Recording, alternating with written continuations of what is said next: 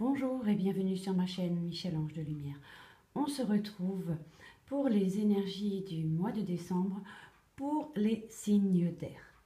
Donc notamment les Gémeaux, les Balances et les Verseaux, qui sont des signes communicatifs, curieux, intellectuellement et sont très cérébraux. Alors, qu'est-ce qu'on nous donne en première lame avec l'oracle, non, pas avec l'oracle, c'est avec l'oracle lumière ou l'oracle des lumières. J'ai juste vu que le Bouddha était un peu... Voilà. Alors, nous avons tiré pour vous les signes d'air. En première lame, la carte de la sagesse. Alors, c'est une lame à la fois apaisante et tonifiante. On voit un premier œil, oups, alors là, il est tombé, je m'excuse. Donc, on voit bien un œil, on pourrait dire que le troisième œil, et aussi un œil à l'envers dans la partie du ventre. Donc, si vous voyez quelque chose bouger, c'est mon chat qui est juste à côté, qui prend beaucoup de place. C'est une boule de poil. Donc, voilà. Alors, cette carte, elle représente la sagesse, évidemment. Alors, on dit que chez les Indiens, la sagesse est un signe de grande vertu et de grandeur. Et celui qui recevait le titre de sage était très respecté. On venait le consulter pour avoir un conseil. Donc, ce qu'on nous dit pour ce mois de décembre, pour vous, les signes d'air, c'est qu'il va falloir adopter une attitude de sagesse. Alors, on nous dit aussi que la sagesse, lorsqu'on la pratique, permet de prendre des décisions qui seront justes pour les personnes qui nous entourent, mais aussi pour nous-mêmes. Donc, peu importe dans quel domaine où vous rencontrez des petits tracas ou soucis ou interrogations, on nous dit d'adopter une attitude de sagesse. Néanmoins, c'est une carte très bénéfique sur le plan de l'équilibre, du raisonnement positif, de l'aptitude à l'enseignement. On nous dit aussi que les forces bénéfiques sont en vous. Alors, voilà, attitude de sagesse, de raisonnement, etc. Donc ensuite, nous avons en deuxième lame, nous avons tiré la justice. Alors la justice, on nous demande d'être juste, d'accord? C'est-à-dire de trouver le juste équilibre, la balance, hein, la balance et l'équilibre. Vous voyez bien qu'on nous indique une flèche qui est sur deux plateaux, on pourrait dire le yin et le yang, mais on voit aussi vers le bas qu'il y a un point d'interrogation sur cette carte, qu'on a du mal à prendre la bonne décision. Qu'il faut absolument savoir quel côté il faut aller chercher le juste milieu, le juste équilibre. Voilà. Donc, ce qu'on nous dit là, c'est qu'on a l'impression qu'à tout moment, tout peut s'écrouler, ou d'un côté ou de l'autre. Cette carte évoque aussi l'amour de la justice, hein, d'accord?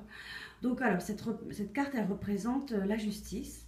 Si le mot justice évoque un principe de morale, il évoque surtout le respect du droit, le triomphe du bien sur le mal, de l'innocent sur le coupable. On nous suggère aussi le règlement de compte, les bagarres juridiques, le procès. Alors ça peut être des divorces, ça peut être des litiges de justice, c'est-à-dire quoi, des PV, des choses comme ça, des choses de cet ordre-là. Donc cette carte représente la justice et évoque le droit, le juste droit. Il faut faire très attention quand on rentre dans son palais. Donc voilà. Donc supposons, prenons un exemple si c'est affectif, on nous demande d'aller dans une attitude de sagesse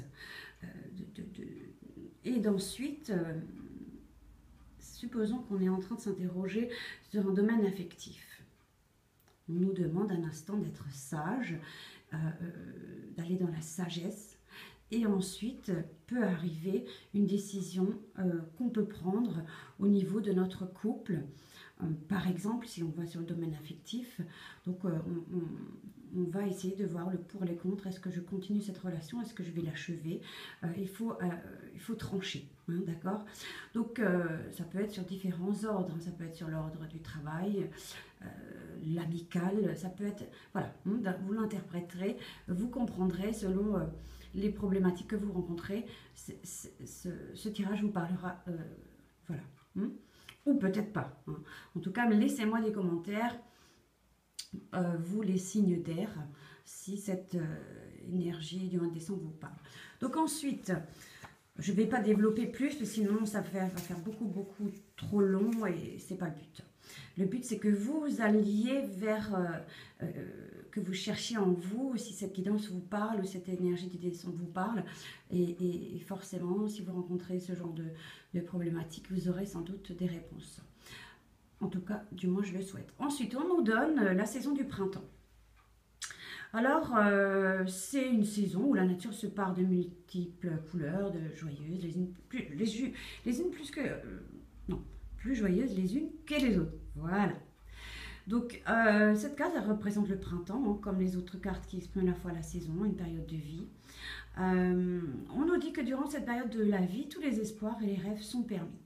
Et le vécu est intensif. Alors, supposons, continuons avec le domaine sentimental. On nous dit, ceci étant fait, sagesse, justice, on tranche, on prend une décision. On nous dit tout de même, c'est une lame de saison, donc on nous dit tout de même que on peut avoir de la période d'avril à juin, quelque chose où il y a une renaissance, hein, d'accord, pour vous, pour vous les signes d'air. Donc voilà, nous allons conclure et arrêter cette vidéo et je vous laisse cheminer avec celle-ci en espérant que vous ayez des réponses un peu plus claires et les idées un petit peu plus éclaircies. Donc je vous souhaite un bon mois de décembre à vous tous les signes d'air.